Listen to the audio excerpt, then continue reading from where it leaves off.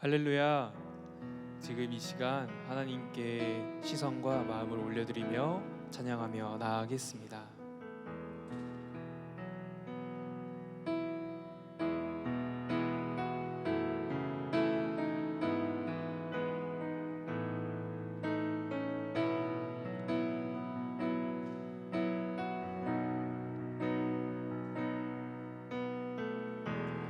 나를 지으신 주님, 내 안에 계셔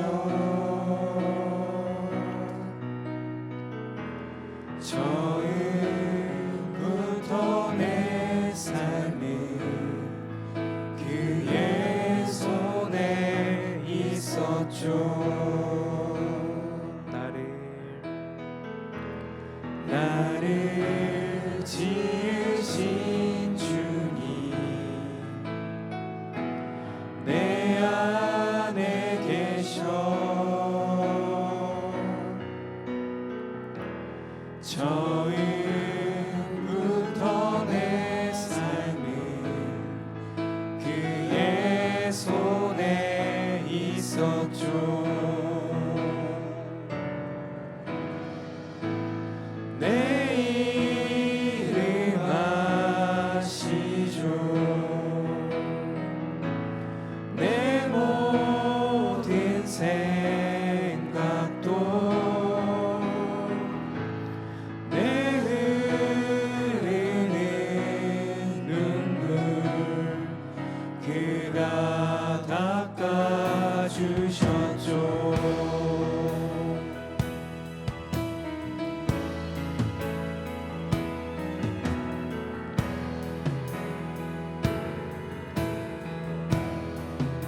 그는 내 아버지, 그는 내 아버지, 난 그의 소유, 내가 어딜 가든지 날 떠나지 않죠.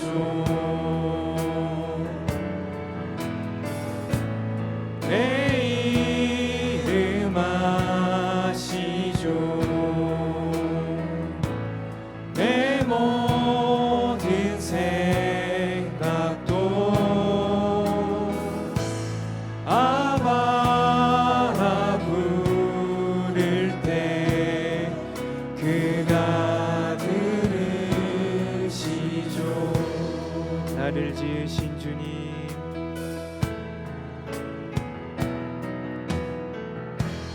나를 지으신 주님, 내 안에 계셔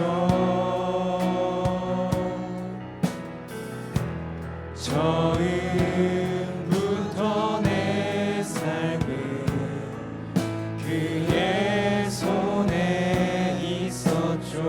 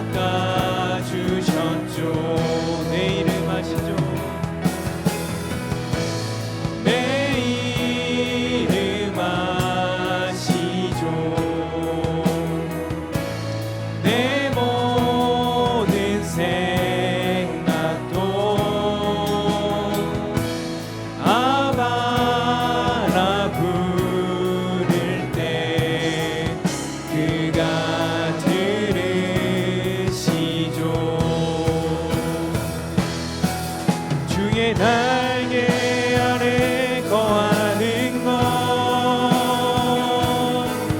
주의 임재 안에 거하는 것, 나의 가장 큰 소망, 나의 가장 큰 은혜, 주와 함께 동행하는 날개 아래 거하는 것, 주의 임재 안에 거하는 것, 나의 가장 큰 소망, 나의 가장 큰 은혜,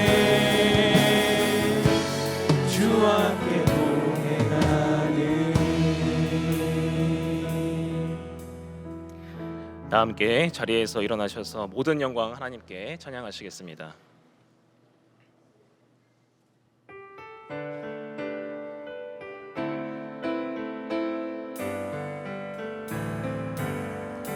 모든 영광을 하나님께,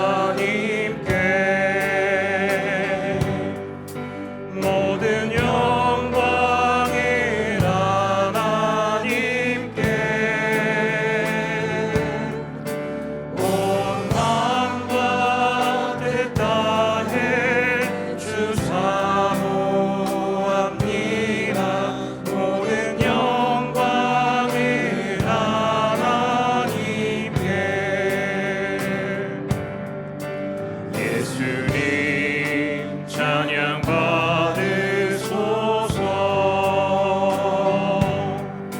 예수님 찬양 받으소서, 죄 사했네 우리 위해 성령 주셨네, 예수님 찬양 받으소서. 위로의 성령님이시여, 위로의 성령님이시여,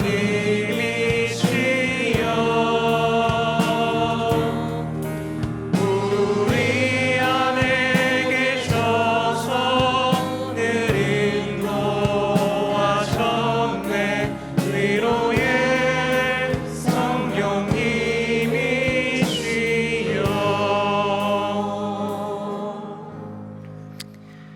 우리를 복음의 빛으로 비추시는 하나님, 만물이 잠든 고요한 새벽에 우리를 깊은 잠에서 깨워주시고 호흡을 허락하여 주셔서 주의 성전과 삶의 자리로 나와 예배케 하시니 감사와 영광을 올려드립니다. 지난 3주 동안 말씀의 은혜를 부어주시고 나를 복음의 자리로 부르신 이유를 묵상하게 하시니 또한 감사드립니다. 강단에서 선포되는 하나님의 말씀이 성경책에 글자로 남아있는 말씀이 되지 않게 하시고 우리의 삶과 신앙의 마음판에 깊숙이 새겨져서 우리 인생의 걸음을 인도하는 진리의 등대가 되게 하여 주시옵소서. 오늘 새벽제단 앞에 나오며 눈물의 간구와 사랑의 고백을 담아 하나님께 예물로 마음을 드린 주의 자녀들이 있습니다. 혹 주의 자녀들의 삶에 사면초가로 작은 한 줄기 빛도 들어오지 않는 상황이 있습니까? 우리를 대신하여 모든 질고를 지신 주님께서 이 자녀들의 삶 가운데로 들어가 주셔서 답답한 삶이 시원하게 뚫리게 하시고 막연한 신앙이 분명하고 선명한 말씀으로 들리게 하여 주시며 꾹꾹 눌러 적으며 올려드린 기도의 제목들을 모두 받아주시고 또 하나님의 가장 선하시고 신실하신 방법으로 응답하여 주시옵소서. 주님, 우리 동안 공동체 안에 암으로, 염증으로, 치매로, 노안으로 지금 이 시간에도 요양병원과 중환자실에 누워 계신 주의 자녀들이 있습니다. 주님, 긍휼히 여겨 주시기를 간구합니다.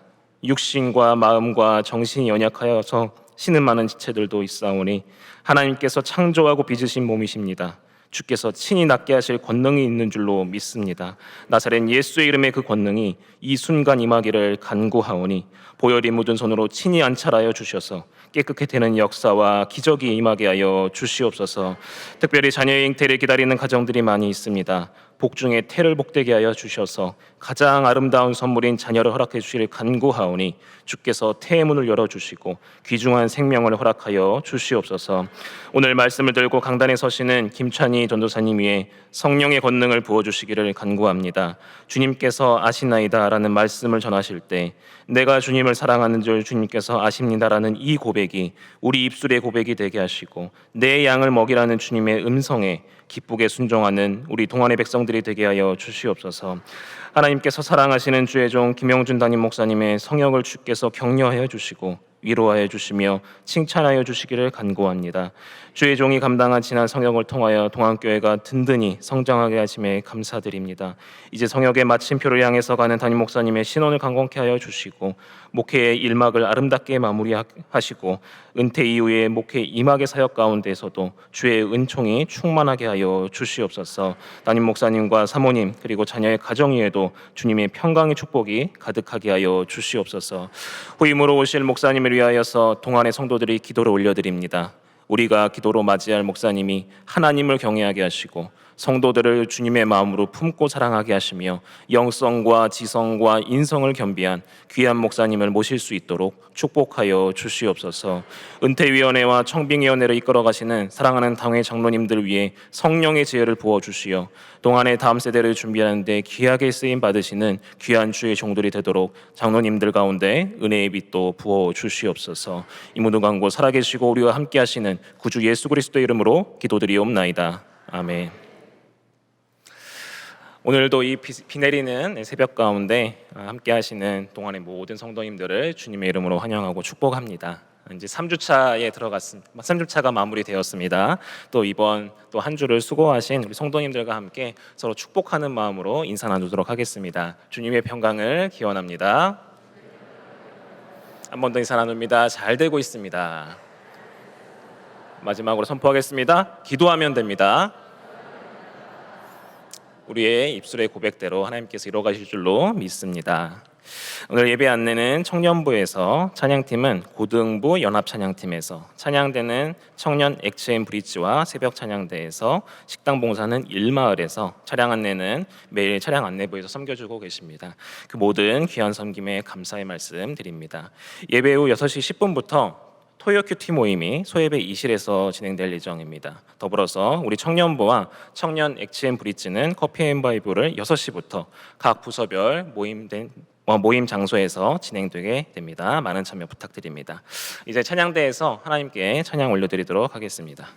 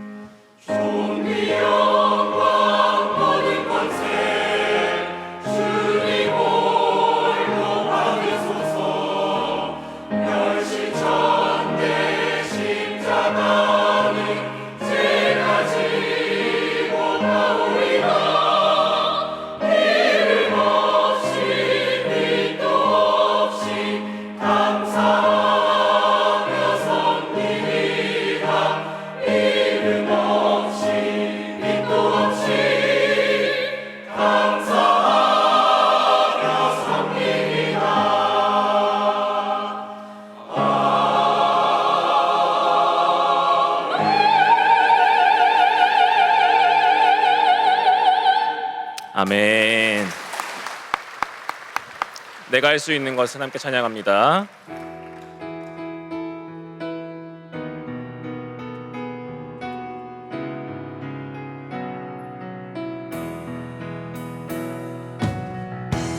내가 할 수 있는 것은 오직 감사와 기도, 두 손을 높이 들고 주께 찬양하네. 내가 할 수 있는 것은 오직 감사와 기도, 두 손을 높이 들고 주께. 목소리 높여 찬양합니다. 내가 할 수 있는 것은 오직 감사와 기도, 두 손을 높이 들고 주께 찬양하네. 오늘 말씀 전해주실 김찬희 전도사님은 전임 전도사로 사역하고 계시며 영화부를 담당하고 계십니다. 오늘 본문의 말씀을 통해 주님께서 아시나이다 라는 제목으로 말씀을 전해주시겠습니다. 김찬희 전도사님 나오실 때 동안의 박수로 환영하시도록 하겠습니다.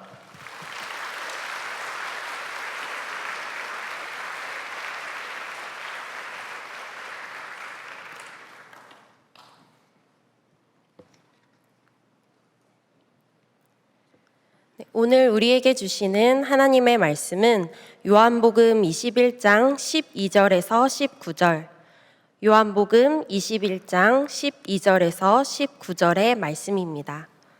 한 절씩 교독하시고 마지막 절은 합독하시겠습니다. 예수께서 이르시되 와서 조반을 먹으라 하시니 제자들이 주님이신 줄 아는 고로 당신이 누구냐 감히 묻는 자가 없더라. 예수께서 가셔서 떡을 가져다가 그들에게 주시고 생선도 그와 같이 하시니라. 이것은 예수께서 죽은 자 가운데서 살아나신 후에 세 번째로 제자들에게 나타나신 것이라. 후에 예수께서 시몬 베드로에게 이르시되 요한의 아들 시몬아, 내가 이 사람들보다 나를 더 사랑하느냐 하시니 이르되 주님 그러하나이다. 내가 주님을 사랑하는 줄 주님께서 아시나이다.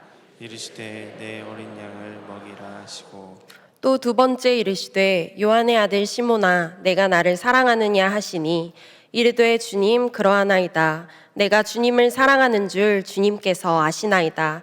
이르시되 내 양을 치라 하시고 세 번째 이르시되 요한의 아들 시몬아, 내가 나를 사랑하느냐 하시니 주께서 세 번째 내가 나를 사랑하느냐 하심으로 베드로가 근심하여 이르되 주님 모든 것을 아시오매 내가 주님을 사랑하는 줄을 주님께서 아시나이다. 예수께서 이르시되 내 양을 먹이라.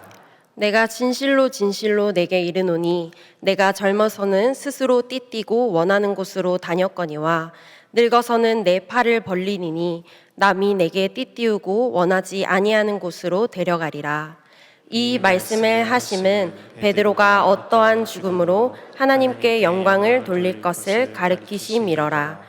이 말씀을 하시고 베드로에게 이르시되 나를 따르라 하시니 아멘. 네, 샬롬. 사랑하는 우리 동안의 성도님들 반갑습니다. 벌써 특별 새벽 기도의 3주차 마지막 날이 되었는데요. 오늘도 이른 새벽 빗길을 뚫고 나오신 우리 성도님들, 또 온라인으로 예배를 드리시는 모든 성도님들을 주님의 이름으로 축복합니다. 저는 매주 눈물과 콧물 그리고 은혜가 함께 흐르는 부서 영화부를 섬기고 있는 김찬희 전도사입니다. 우리 교회의 평균 연령을 낮춰주시는 1살, 2살, 3살 막내 성도님들이 예배드리는 모습은 정말 귀엽고 사랑스럽습니다. 그 작은 손과 발로도 아주 열심히 예배를 드리고 있는 모습을 보고 있으면 하나님께서 우리를 바라보시는 마음도 이러하시겠구나 절로 느껴지곤 합니다. 그래서 이 시간 우리도 영아부 아이들처럼 검지손가락을 펴고 옆 사람과 반갑게 샬롬 이렇게 인사를 한번 해보겠습니다. 밝게 인사해 보겠습니다. 샬롬. 네, 감사합니다. 지금 옆에 계신 분들과 샬롬 인사를 나눴습니다. 샬롬은 평안이라는 뜻입니다. 이처럼 우리는 만날 때마다 서로를 축복하며 또 평안을 인사하곤 합니다. 그런데 우리의 삶을 돌아보면 사람의 눈으로 항상 평안하지만은 않은 순간들이 있는 것 같습니다. 겉으로는 괜찮아 보여도 마음 속에는 말하지 못한 고민들이 있고 또 혼자 지나온 광야와 같은 그런 시간들이 있습니다. 오늘 본문 속 베드로도 바로 그런 시간을 지나고 있었습니다. 누구보다 예수님을 사랑한다고 고백했지만 결국 주님을 부인했고 그 상처와 죄책감 속에서 다시 갈릴리 바다로 돌아갔습니다. 그러나 예수님은 그런 베드로를 외면하지 않으시고 찾아오셔서 회복시켜 주십니다. 그리고 베드로는 결국 이렇게 고백합니다. 바로 오늘의 말씀 제목 같이 한번 읽어보겠습니다. 주님께서 아시나이다. 오늘 이 새벽 상처 입은 베드로를 찾아오셔서 회복시키신 주님을 함께 묵상해 보길 원합니다. 오늘의 본문 요한복음 21장은 부활하신 예수님께서 제자들에게 세 번째 나타나신 이야기입니다. 예수님은 살아나셨지만 제자들의 마음은 아직 완전히 회복되지 못한 상태였습니다. 무엇보다 예수님께서 잡히시던 밤 주님을 모른다고 3번이나 부인했던 베드로의 마음에는 실패의 상처와 죄책감이 깊이 남아 있었습니다. 본문의 배경은 디베랴 바다, 즉 갈릴리 바다입니다. 이곳은 베드로가 처음 사명을 받은, 부르심을 받은 자리이기도 합니다. 그런데 베드로는 바로 그 바다로 다시 돌아가 고기를 잡고 있습니다. 마치 첫 부르심 이전의 삶으로 돌아간 것과 같은 모습입니다. 그도 그럴 것이 지난 며칠 동안은 정서적으로 큰 동요가 있는 시간이었습니다. 단 일주일 동안에 그들은 예루살렘 입성이라는 아찔하게 높은 곳까지 올라갔다가 십자가라는 완전한 절망의 수렁으로 급강하했으며 다시 부활의 영광에 의해 끝까지 휘몰아쳐 올라가는 것을 모두 경험했습니다. 심야의 낚시질은 아마도 그들에게는 심리적, 정서적 안정책이었을 것입니다. 그들은 자신들의 방법으로 상처를 씻어내고자 했습니다. 다시 이전의 자리로 돌아가 안정감을 누리며 다 잊어보려고 발버둥쳐야만 했습니다. 그러나 인간의 방법으로는 상처가 낫질 않았습니다. 그런데 놀라운 것은 예수님께서 이 실패한 제자들과 베드로를 먼저 찾아오셨다는 사실입니다. 제자들이 주님을 찾은 것이 아니라 주님께서 새벽 바닷가에 먼저 서 계셨습니다. 그리고 말씀하십니다. 와서 조반을 먹으라. 주님은 베드로를 정죄하지 않으셨습니다. 왜 나를 부인했느냐 묻지도 않으셨습니다. 그리고 먼저 따뜻한 식사를 준비해 주셨습니다. 그리고 식사 후에야 베드로에게 이렇게 물으십니다. 내가 나를 사랑하느냐? 상처 입고 무너진 제자, 방향성과 정체성을 잃어버린 베드로. 오늘 본문은 바로 그의 자리까지 찾아오시는 우리 예수님의 모습을 보여줍니다. 그리고 이제 제자들 앞이라는 이 공적인 공간에서 예수님과 베드로 단 둘만의 깊은 회복의 대화가 펼쳐집니다. 이 장면을 묵상하면서 제가 발견한 하나님은 우리의 상처를 다 아시는 하나님입니다. 주님께서 물으십니다. 내가 나를 사랑하느냐? 사실 이전에 베드로였다면 이 질문은 가장 쉽고 가장 자신 있는 질문이었을 것입니다. 예전에 베드로는 모두 주를 버릴지라도 나는 결코 버리지 않겠습니다 라고 장담했던 사람이었습니다. 하지만 그는 결국 예수님을 3번이나 부인했습니다. 베드로에게는 그 실패의 기억이 깊은 상처로 남아 있었습니다. 그런데 예수님은 그 상처를 덮어두지 않으십니다. 오히려 다시 그 상처를 꺼내어 직면하게 하십니다. 첫 번째 질문부터 예수님은 이렇게 묻고 계십니다. 요한의 아들 시몬아, 내가 이 사람들보다 나를 더 사랑하느냐? 이 사람들보다 라는 표현은 마치 이전에 베드로가 했던 말 모두 주를 버릴지라도 라는 그 단언을 다시 떠올리게 합니다. 베드로에게는 아픈 기억, 전곡을 찌르는 질문이었을 것입니다. 그 질문 앞에서 베드로는 이렇게 대답합니다. 함께 읽어보겠습니다. 주님, 그러하나이다. 내가 주님을 사랑하는 줄 주님께서 아시나이다. 여기서 아시나이다를 주목해 볼 필요가 있습니다. 이 단어는 헬라어로 오이다인데 단순히 어떤 정보를 안다라는 수준이 아닙니다. 이미 꿰뚫어 알고 계셨다라는 그런 의미입니다. 즉 베드로는 모든 것을 아시는 주님 앞에 자신의 상처를 있는 그대로 드러내고 있는 것입니다. 그리고 예수님은 두 번째도 동일하게 물으십니다. 요한의 아들 시몬아, 내가 나를 사랑하느냐? 베드로는 다시 대답합니다. 우리 함께 읽겠습니다. 주님, 그러하나이다. 내가 주님을 사랑하는 줄 주님께서 아시나이다. 두 번째 아시나이다도 오이다가 사용되었습니다. 주님은 이미 다 알고 계십니다. 고백하고 있습니다.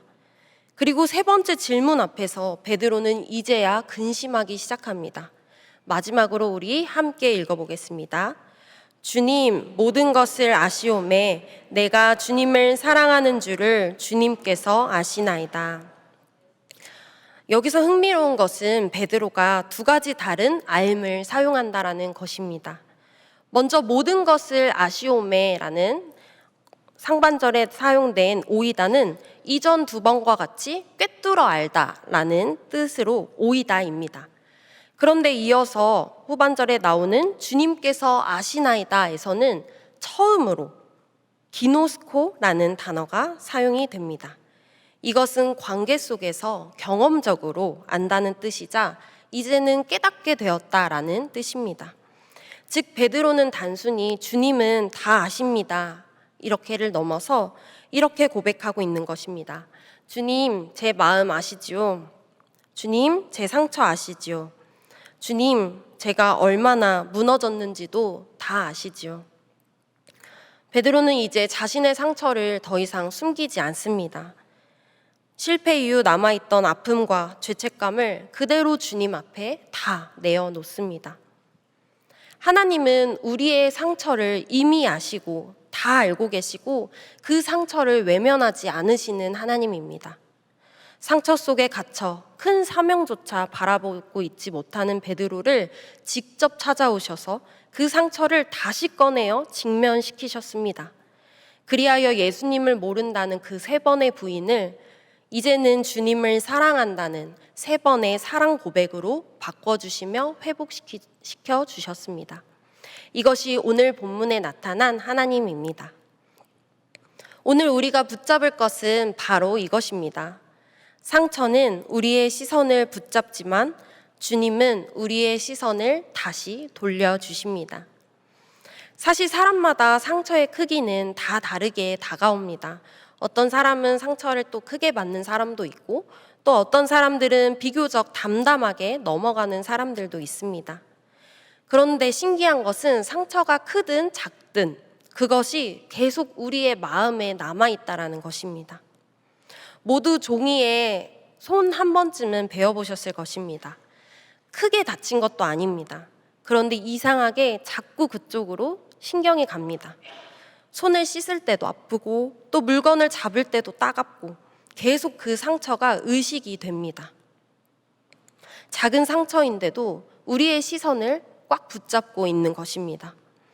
하물며 예수님을 부인했던, 그것도 3번이나 부인했던 베드로는 그 안에 그에게 얼마나 깊은 상처가 되었겠습니까? 누구보다 주님을 사랑한다고 고백했던 베드로였기에 그 실패는 더 아팠을 것입니다. 그래서 그는 다시 갈릴리 바다로 돌아갔습니다. 단순히 옛 직업으로 다시 돌아간 것이 아니라 상처 때문에 처음 자신을 부르셨던 그 사명을 잊은 채 괜찮은 척 하루하루를 살아가고 있었던 것입니다. 우리는 종종 시간이 지나면 괜찮아지겠지라며 상처를 덮어두곤 합니다. 그런데 상처는 숨긴다고 없어지지 않습니다. 오히려 상처가 골물수록 우리의 시선을 가리고 하나님께서 보여주시는 더 큰 은혜와 사명을 보지 못하게 만들 때가 있습니다. 저는 영화부를 섬기면서 아이들을 통해 참 많은 것을 배우곤 하는데요. 우리 영화부 아이들은 다쳐도 절대 숨길 수가 없습니다. 어디 살짝 부딪히기만 해도 바로 부모님께 울면서 달려갑니다. 작은 상처인데도 아이에게는 세상 큰 아픔처럼 느껴지는 것입니다. 그런데 부모님은 그런 아이를 먼저 다가가 안아주시고 또 어디 다쳤는지 살펴주시고 아픈 곳을 직접 가서 어루만져 주십니다. 문득 오늘 본문의 예수님이 꼭 그렇다는 생각이 들었습니다. 예수님은 상처 입은 베드로를 먼저 찾아오셔서 그 상처를 다 아시고 만져주시며 회복시켜 주셨습니다. 그리고 놀라운 것은 그 이후입니다. 상처가 회복되기 시작하자 베드로는 비로소 다시 주님의 사명을 붙잡습니다. 18절과 19절을 보면 결국 그가 어떤 죽음으로 하나님께 영광을 돌리게 될 것인지까지 주님은 다 알고 계셨습니다. 이어지는 19절에서 예수님은 이렇게 말씀하고 계십니다. 우리 함께 읽어보겠습니다. 이 말씀을 하심은 베드로가 어떠한 죽음으로 하나님께 영광을 돌릴 것을 가리키심이러라. 이 말씀을 하시고 베드로에게 이르시되 나를 따르라 하시니 주님은 베드로를 다시 복음의 길로 인도하십니다. 베드로의 앞날을 다 아시는 주님께서 다시 나를 따르라, 내 양을 먹이라 말씀하십니다. 그런데 놀라운 것은 이제 더 이상 베드로가 그 말씀 앞에서 도망가지 않는다는 사실입니다.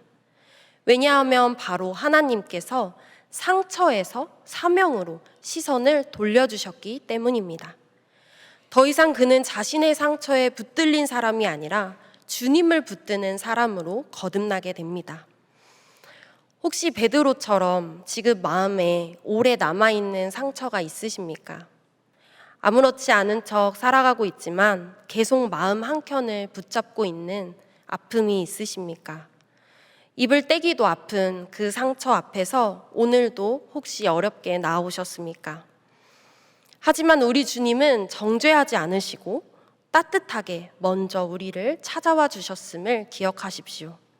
우리의 상처를 가장 깊이 아시는 분도 주님이시고 그 상처를 가장 온전하게 회복시켜 주실 수 있는 분도 주님이신 줄 믿으시길 소망합니다. 저에게도 하나님께서 제 상처를 외면하지 않으시고 회복시켜 주셨던 시간이 있었습니다. 학부 때부터 사역을 시작한 지 어느덧 10년이 다 되어갑니다. 지금은 하나님 안에서 이전보다 훨씬 더 평안하고 또 자유하게 사역을 하고 있지만 사실 처음부터 그랬던 것은 아닙니다. 사역 첫 해는 제게 작은 광야 같은 시간이었습니다. 신학교 안에서는 공부도 참 열심히 했고 또 교회 안에서도 여러 봉사를 해왔기 때문에 사역도 내가 열심히 하면 되겠지라고 생각을 해왔던 것 같습니다. 그런데 막상 전도사라는 옷을 입고 보니 생각보다 관계도 또 사람을 섬기는 일도 너무나 어려웠습니다. 설교 직전에 마음이 완전히 무너졌던 적도 있었고 또 애쓴 시간과 노력 자체가 무의미하게 느껴지는 말들을 들으며 상처를 받기도 했습니다. 겉으로는 괜찮은 척 했지만 사실 마음 한켠에는 상처가 가시같이 찌르고 있었습니다.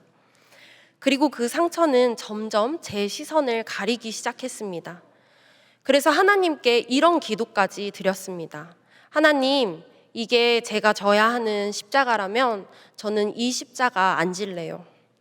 사실은 도망치고 싶었습니다. 나는 사역이 맞지 않는 사람인가 보다. 그런 생각도 들었습니다. 지금 돌아보면 그때 저는 사명을 바라보지 못하고 상처만 바라보고 있었던 것 같습니다. 그런데 그런 시간 가운데 성지순례를 가게 되었고 갈릴리 바다에서 예배를 드리게 되었습니다. 바로 오늘 본문의 배경과 같은 장소였습니다. 그때 말씀이 들렸습니다. 누구든지 나를 따라오려거든 자기를 부인하고 자기 십자가를 지고 나를 따를 것이니라. 이 말씀 앞에서 저는 참 많이 깨지고 울었습니다. 너무 죄송했습니다. 저는 계속해서 주님, 이 십자가 안 질래요. 못 지겠습니다. 라고 말하고 있었는데 예수님은 이렇게 말씀하셨습니다. 찬이야, 내가 너의 마음을 다 안다. 내 아픔도 내 상처도 내가 다 보았다. 그리고 이미 너의 십자가까지 내가 다 대신 졌단다. 그 순간 깨달았습니다. 문제는 십자가가 아니라 상처에 사로잡혀 있던 제 시선이었습니다. 저는 제 상처만 바라보고 있었지만 예수님께서는 상처 입은 저를 바라보고 계셨습니다. 그리고 그 사실이 말할 수 없는 위로가 되었습니다. 나를 가장 잘 아시는 분이 주님이 계신다는 그 사실이 다시 일어설 힘이 되었습니다. 그래서 오늘 베드로의 고백이 꼭 그때 저의 고백처럼 느껴지곤 합니다. 주님, 주님께서 아시나이다. 사람들은 몰라도 주님은 이미 알고 계십니다. 도망치고 싶었던 마음도 또 괜찮은 척 버티고 있던 시간도 주님은 이미 다 알고 계십니다. 그렇기에 오늘도 저는 자유함과 감사함으로 이 길을 걸어가고 있습니다. 오늘 말씀을 통해 저와 여러분들이 함께 붙들어야 할 한 가지 적용은 바로 이것입니다. 우리의 상처를 이미 아시는 주님 앞에 있는 모습 그대로 솔직하게 나아갑시다. 베드로는 더 이상 괜찮은 척하지 않습니다.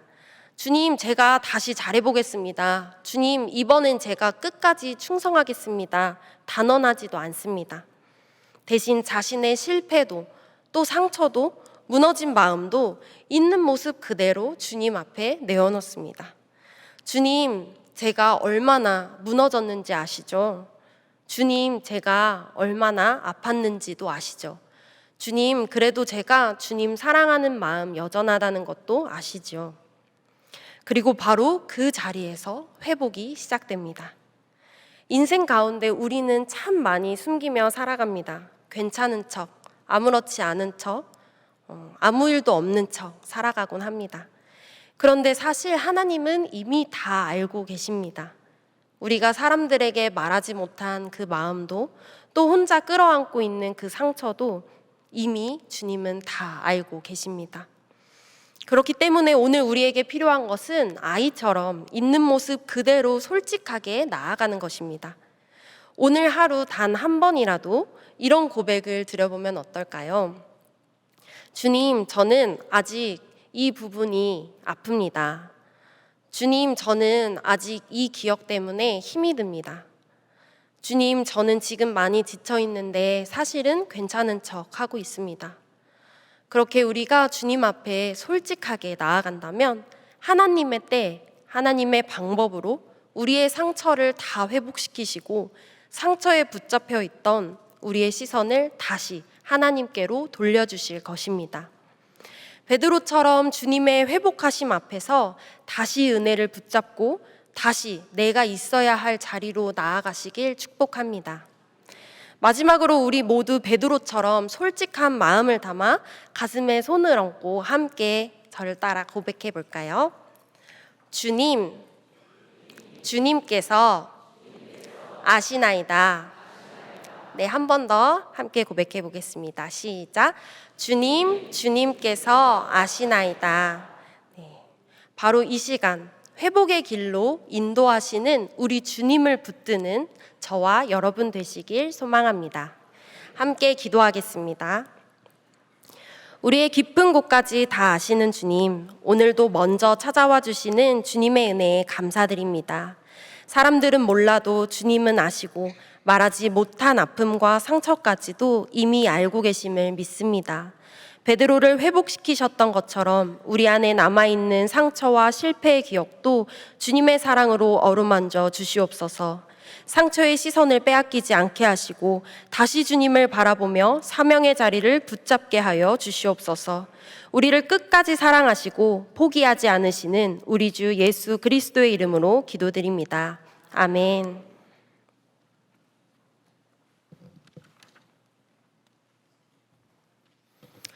다 함께 결단하는 마음을 담아서 찬송가 314장 찬양하시겠습니다.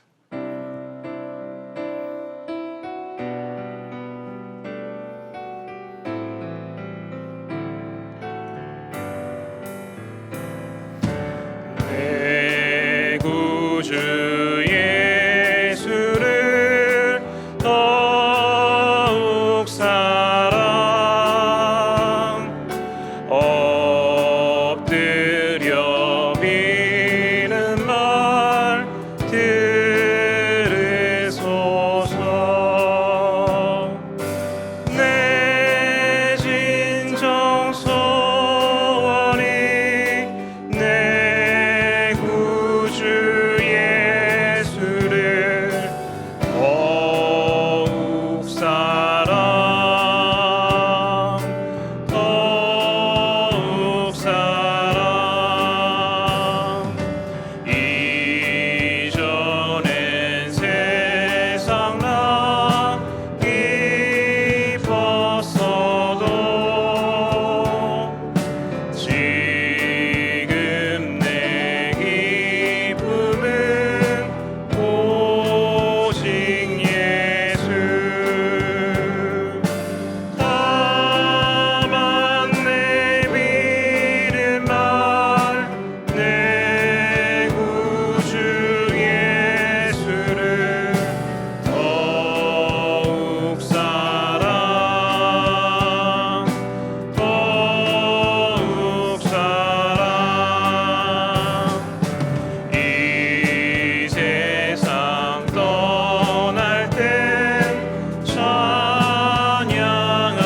찬양하고 숨질 때 하는 말 이것일세.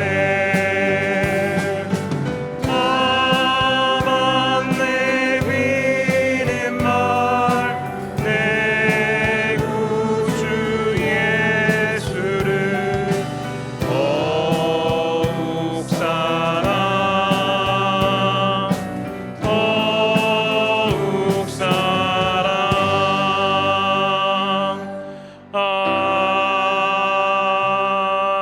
아멘. 이제는 우리 구주 예수 그리스도의 은혜와 하나님 아버지의 다함 없으신 사랑하심과 성령님의 위로하시고 동행하시며 회복시키시는 역사하심이 주님을 사랑하노라 고백하며 주께서 맡기신 사명을 끝까지 감당하기로 결단하는 주의 자녀들의 가정과 생업의 자리와 학업의 현장과 모든 지경 위에 이제로부터 영원까지 함께 하시길 간절히 축원하옵나이다. 아멘.